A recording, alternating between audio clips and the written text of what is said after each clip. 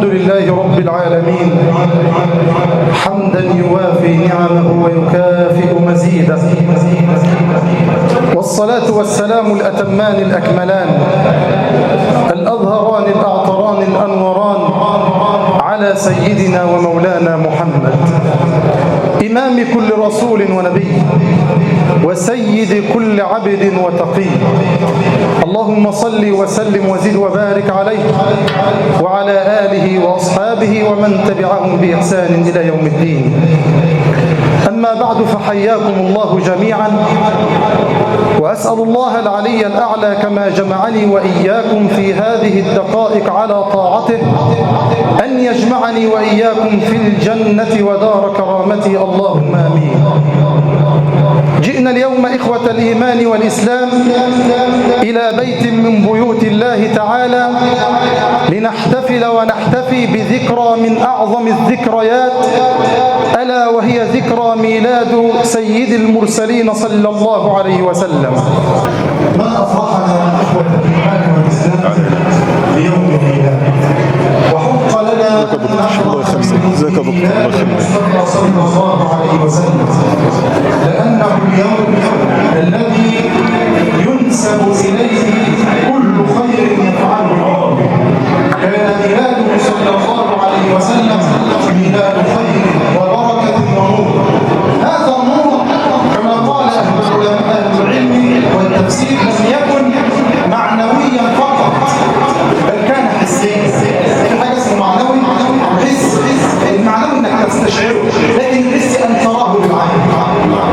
فكان صلى الله عليه وسلم نورا تراه الاعين، ولذلك روى ابن هشام في سيرته انه صلى الله عليه وسلم لما سئل قيل يا رسول الله ما كان بدء امرك، فقال صلى الله عليه وسلم ان دعوه ابي ابراهيم لما قال ربنا وابعث فيهم رسولا منهم، وبشرى اخي عيسى حين قال على لسان سيدنا عيسى ومبشرا برسول ياتي من بعد اسمه احمد، محمد صلى الله عليه وسلم. ثم قال صلى الله عليه وسلم ورأت امي نورا خرج منها اضاء لها قصور الشام. هذا النور تقول عنه آمنة ام النبي صلى الله عليه وسلم، وهذا النص رواه ابن سعد في الطبقات، كتاب كبير اسمه الطبقات الكبرى. نقول وبينما انا في حاله بين النائم واليقظان، حاله كده ما بين ان هي نايمه وما بين ان هي صاحيه، اتاني اتي لا اعرفها فقال لي هل شعرت، حسيت انك قد حملت؟ فتقول امنه كاني كنت لا، فقال انك قد حملت بسيد هذه الامه ونبيها.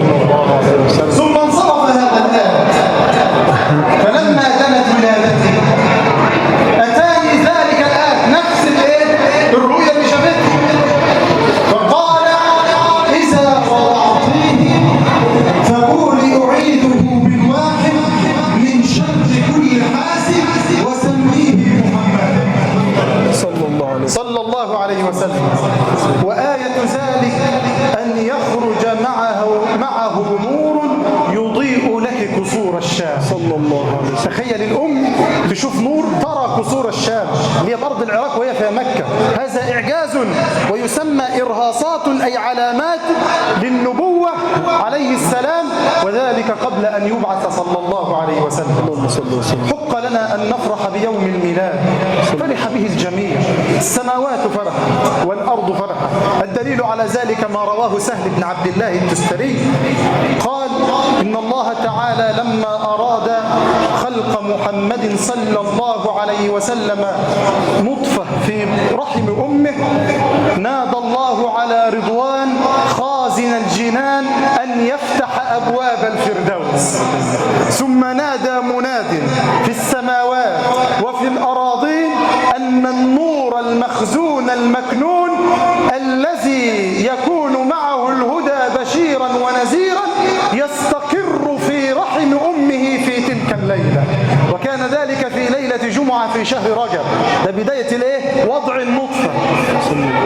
وآية ذلك، علامة ذلك أن يخرج معه نور وأن يكون أكون هدى وبشيرا ونذيرا للناس. فكان صلى الله عليه وسلم ميلاد خير وميلاد بركة. ولك أن تتعجب أن عمه أبو لهب، عمه ذات نفسه أبو لهب، احتفل بميلاد النبي صلى الله عليه وسلم. كيف ذلك؟ لما جاءه خبر ولادة ابن أخيه وكان له جارية تسمى سويبية، على الفور يعني في ساعتها اعتقها، قال لها خلاص انت حرة لوجه الله صلى الله عليه وسلم. شوف ربنا سبحانه وتعالى لم يشأ أن يضع له هذا المعروف، مع انه نزل فيه تبت يدا ابي لهب وتاب الى اخر الايات. ومع ذلك بعد موته بسنين وبمده يراه العباس ابن عبد المطلب في المنام فيقول له: يا ابا لهب كيف حالك؟ قال: بشر خيبه، الا انه يخفف عني العذاب كل يوم اثنين، فأمص بقدر أصبعي هاتين ماء، وذلك بفرحي بمولد ابن أخي محمد رسول الله.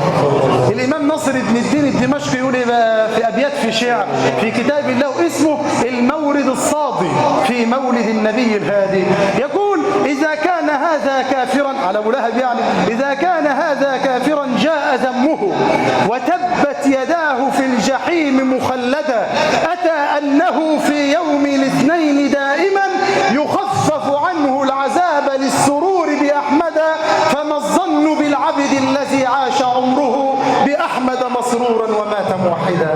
وتصلي عليه.